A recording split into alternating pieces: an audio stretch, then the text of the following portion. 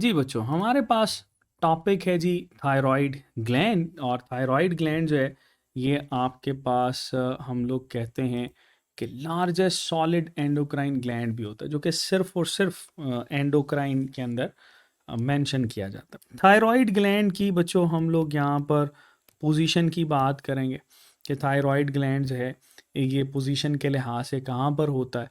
तो बच्चों पोजीशन के लिहाज से that is present ventral to larynx, ventral to larynx. ठीक है, यहाँ पर देखो, ये आपके पास बच्चों ये लेरिंग्स है, तो इसके आगे वाली साइड के ऊपर है। ठीक है, फिर हम लोग ये मेंशन करते हैं that is lateral to trachea, lateral to trachea. तो ट्रेकिया, ये हमारे पास ट्रेकिया, ट्रेकिया की ना साइडों पे मौजूद होता है। ठीक है जी, तो ये हम लोग यहाँ पर डील करते हैं। अब बच्चों ये आपके पास कौन कौन से जो है वो हार्मोन्स प्रोड्यूस करता है, इसकी हम लोग बात करेंगे। तो जब भी आपके पास ये पूछा जाए कि ये कौन कौन से हार्मोन्स प्रोड्यूस करेगा, तो इन हार्मोन्स के साथ बच्चों हम लोग मेंशन करते हैं, पहला आपके पास T3 होता है। ठीक है, इसको बोला जाता है ट्राई आयोडो थायरोनीन। ये बड़ा इम्पॉर्टेंट है क्योंकि अक्सर बच्चे इसके नाम के हवाले से परेशान हो जाते हैं। ट्राई आयोडो थायरोनीन, इसमें आर है, थायरोनीन।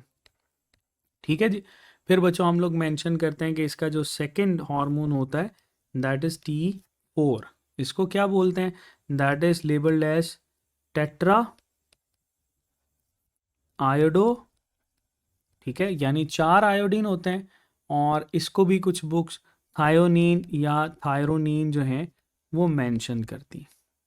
ठीक है जी, तो ये आपके पास T3 T4।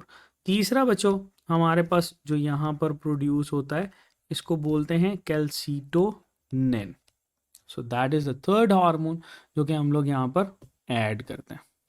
बच्चों इसके ना 2 लोब होते हैं थायराइड ग्लैंड के। एक हमारे पास ये राइट लोब होता है, दूसरा बच्चों आपके पास ये लेफ्ट लोब होता है।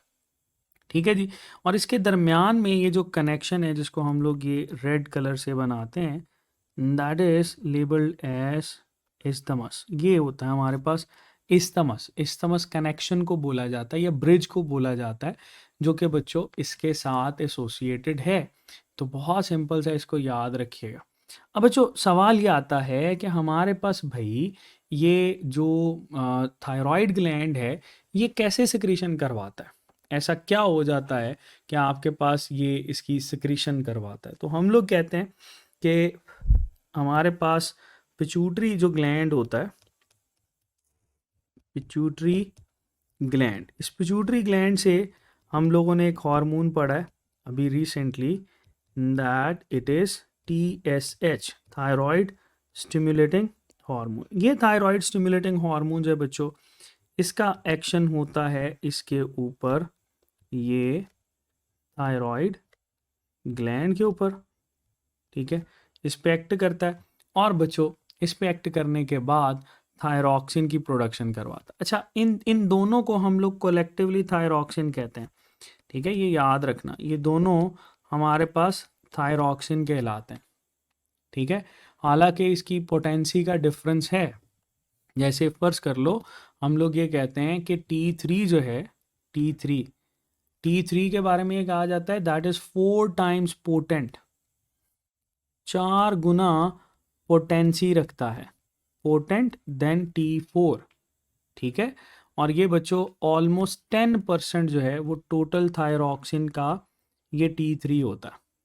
T4 की बात करें तो T4 जो होता है बच्चों, ये हमारे पास 4 टाइम्स ज़्यादा एक्शन रखता है, 4 टाइम्स मोर एक्शन।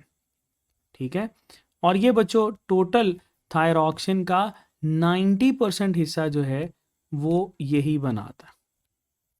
ठीक है जी, तो T3 और T4 जो हैं इसके हवाले से कुछ क्वेश्चंस पूछे जाते हैं, और ये कुछ बुक्स के अंदर जैसे फेडरल के अंदर आपको ये नज़र आएगा, तो इसको याद रखिएगा।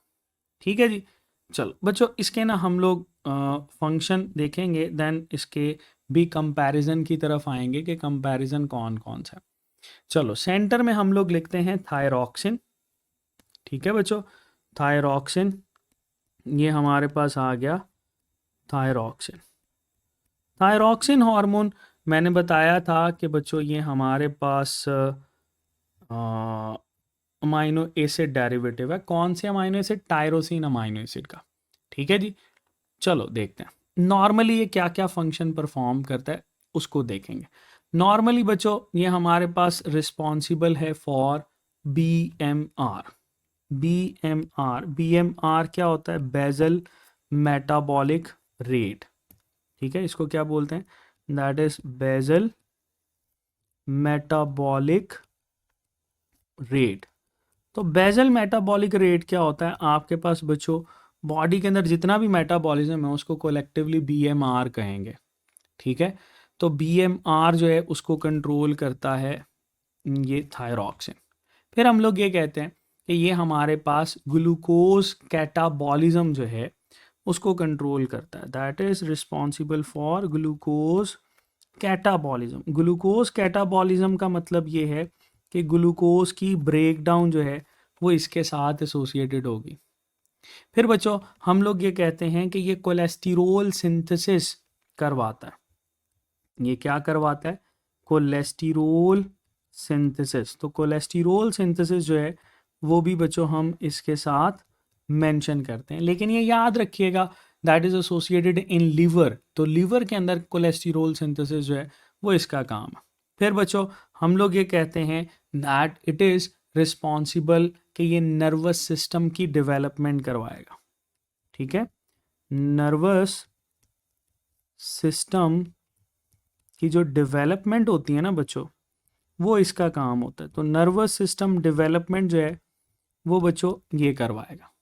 इन्फेंट या फीटल कंडीशन हम लोग मेंशन करते हैं। ठीक है, तो इसको बच्चों हम नीचे कर लेते हैं। चलो आगे चलते हैं। फिर ये मस्कुलर सिस्टम के ऊपर इफेक्ट रखता है। That has effect on muscular system. तो आपके जो मसल्स होते हैं ना बच्चों, उसके ऊपर इफेक्ट करना इसका काम होता है। उनकी स्ट्रेंथ प्रोवाइड करना इसका काम है। स्केलेटल सिस्टम के ऊपर बच्चों ये इफेक्ट रखता है। स्केलेटल सिस्टम, तो आपकी हड्डियों की मजबूती जो है वो भी डायरेक्टली इसी के साथ एसोसिएटेड होती है। इवन आपकी जो गैस्ट्रो इंटेस्टाइनल ट्रैक्ट की मोटिलिटी है, ठीक है, जिसमें पेरिस्टालसिस या चर्निंग की बात करते हैं हम लोग, वो भी यही कंट्रोल कर रहा होता है। ठीक है, चलो अब हम लोग ये कहते हैं कि हमारे पास ये थायरॉक्सिन जो है वो दो तरह की आपके पास सिक्रीशन शो कर सकता है, या थायरॉक्सिन के साथ हम लोग मेंशन करते हैं कि इसकी सिक्रीशन बहुत ज़्यादा हो सकती है, या बच्चों इसकी सिक्रीशन जो है वो आपके पास कम हो सकती है।